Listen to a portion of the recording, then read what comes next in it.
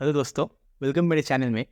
तो आज की इस वीडियो में मैं आपसे जो यूनाइटेड इंडिया इंश्योरेंस कंपनी का वैकेंसी आया है, नोटिफिकेशन आया है, इसके बारे में बात करूंगा। तो मैं थोड़ा लेट हो गया हूँ, आज 14 जनवरी है और ये वैकेंसी 8 को आया था, ठीक है। 8 जनवरी को आया था। तो शुरू करते हैं वीडियो।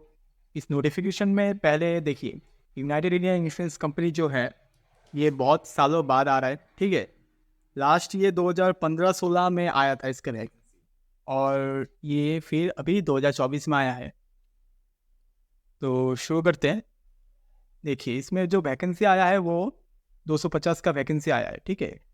इसके बाद टोटल अगर वैकेंसी देखें तो 250 वैकेंसी आया है, जिसमें से एससी का 37 है, एसटी 20, ओबीसी 67, ईडब्ल्यूएस 24 और यूआर का आया है 102। तो पिछले साल से ये शायद ज़्यादा ही आया है, 102 आया है, ठीक है।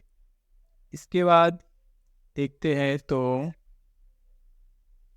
एलिजिबिलिटी क्राइटेरिया इसमें जो रखा गया है वो नॉर्मली आपका जैसा बैंक एग्ज़ाम्स होता है वैसा ही है, ठीक है। लेकिन इसमें एक चीज़ बोला गया है कि आपका जो ग्रेजुएशन होगा ना, उसमें 60% मार्क्स मिनिमम आपका होना चाहिए, और SC ST के लिए 55% मिनिमम मार्क्स होना चाहिए। तो ये ख्याल रखना आप। इसके बाद यहाँ पे डिटेल में बोला भी गया है कि candidate should have complete the qualification. जो है आपका जो मतलब आपका जो रिजल्ट होता है ना, इशू होता है, इशू डेट होता है उसमें, वो आपका 31 दिसंबर 2023 तक होना चाहिए। इसके बाद नहीं होना चाहिए इशू, ठीक है। तो ये डेट यहाँ पे मेंशन किया गया है, आप नोटिफिकेशन में देख लो, ठीक है। इसके बाद जो है, working knowledge of computer is a must. आपको कंप्यूटर का नॉलेज भी होना चाहिए। अगर आपने कंप्यूटर सीख रखा है, कहीं से किया हुआ है, आपके पास सर्टिफिकेट है तो और अच्छा है, ठीक है।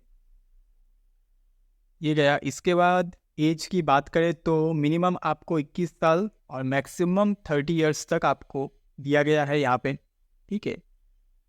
फिर डिटेल में यहाँ पे लोगों को कन्फ्यूजन होता है बहुत बार, तो ये डिटेल में यहाँ पे बोला गया है कि आप पैदा 1/1/1994, ठीक है, 1 जनवरी 1994 से पहले नहीं होना चाहिए, और ना ही आप 31 दिसंबर 2002 के बाद आपका जन्म होना चाहिए।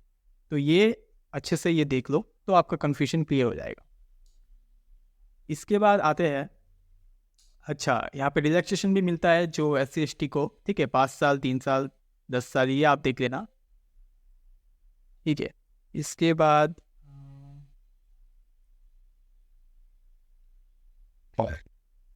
ये गया रिजर्वेशन कैटेगरी।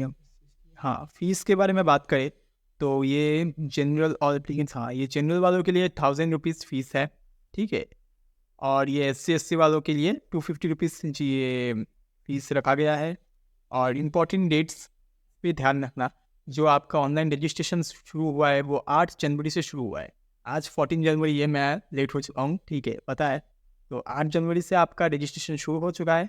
फॉर्म भरना स्टार्ट कर दीजिए, लास्ट डे का वेट मत कीजिएगा।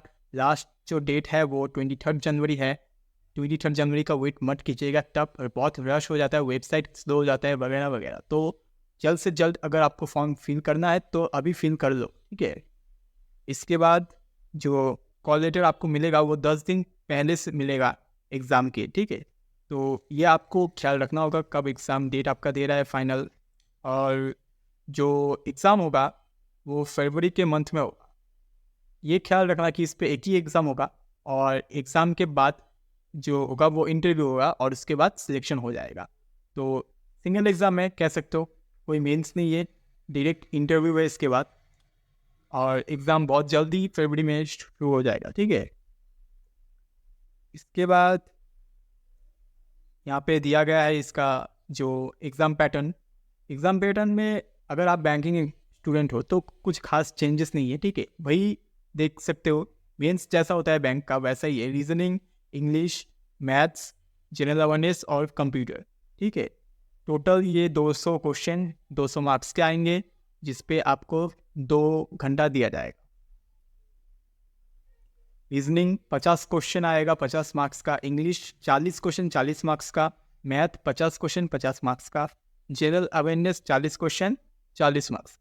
और कंप्यूटर 20 क्वेश्चन, 20 मार्क्स का आएगा, ओके। इसके बाद आते हैं यहाँ पे, और क्या है,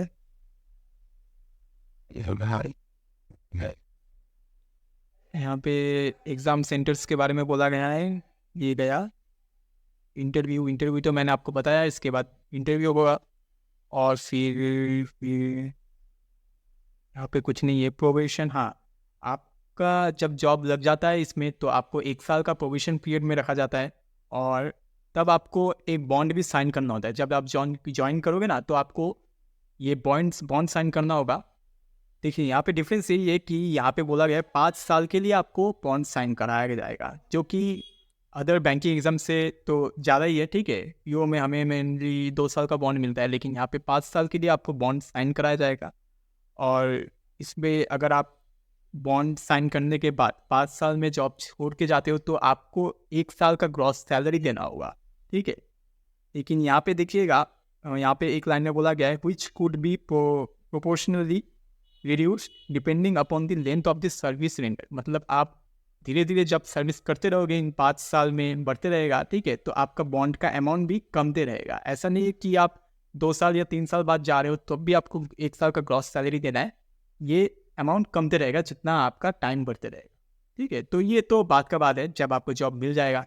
पहले आपको प्रिपरेशन करना है, एग्ज़ाम देना है। ठीक है, फिर बेसिक पे तो इसका देखिए, यही जो आपको मोटिवेट करेगा, बेसिक पे ही है इसका 50,925 से स्टार्ट है इसका। और आपका ग्रॉस पे 88,000 तक जाएगा। और अगर इन हैंड सैलरी अगर आप पूछते हो, तो 70 से 75 तक तो आपको मिल जाना चाहिए। ठीक है, तो सैलरी बहुत ही बढ़िया है। ओके, इसके बाद और कुछ खास तो यहाँ पे मुझे दिख नहीं रहा है। तो नोटिफिकेशन में इतना ही था। डेट आप अच्छे से ध्यान से देखिए। और सिलेबस में कुछ खास चेंजेस है नहीं। आपका जो बैंकिंग का पैटर्न चल रहा था, वही आप प्रिपरेशन कंटिन्यू रखिए। ठीक है, साथ साथ ये एग्ज़ाम दे के आइए। अगर मैं तो कहूँगा ये ज़रूर दीजिए। अगर आपका ये एम नहीं है तब भी दीजिए, क्योंकि एग्ज़ाम में बैठने से एक मतलब मॉक टेस्ट जैसे इसको ट्रीट कर सकते हैं। ठीक है, कई बार क्या होता है, हमारा जो टारगेट होता है, जैसे एसबीआई आपका अगर टारगेट है, तो आप डायरेक्टली एसबीआई में जाके वो परफॉर्मेंस नहीं दे पाओगे। ठीक है, तो कोशिश करो ऐसे जो एग्ज़ाम्स निकलते हैं उनमें जाके बैठो, उन एग्ज़ाम में माहौल को देखो, उसको एक्सपीरियंस करो और उसमें अच्छा परफॉर्म करने का कोशिश करो। वहाँ पे अगर गलती होगा, क्योंकि वो आपका एम नहीं है, तो वहाँ पे गलती आप अफोर्ड कर सकते हो। ठीक है, तो वहाँ पे देखो क्या हो रहा है, माइंडसेट में आपका क्या चेंजेस आ रहा है। एग्ज़ाम में जाके एग्ज़ाम क्यों खराब होता है, मॉक अच्छा हो जाता है, लेकिन एग्ज़ाम में जाके आप नर्वस हो जाते हो। तो इन सब एग्ज़ाम्स में बैठो और नर्वसनेस को कंट्रोल करना सीखो इन एग्ज़ाम्स के द्वारा। ठीक है, तो इसमें बैठो। अगर क्या पता आपका ये एग्ज़ाम अच्छा हो जाए और यही निकल जाए। ठीक है ना, तो एकदम बैंकिंग पैटर्न है। अपना प्रिपरेशन कंटिन्यू रखो।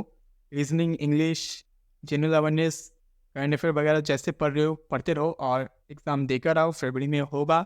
ठीक है, इसके बाद जो अपडेट आता है मैं आपको बोलूँगा। अगर आपको इस एग्ज़ाम से कुछ भी और भी जानना है तो कमेंट में पूछो। ठीक है, तो यही था नोटिफिकेशन इस एग्ज़ाम का। इस वीडियो में इतना ही, मिलते हैं नेक्स्ट वीडियो में। Thank you.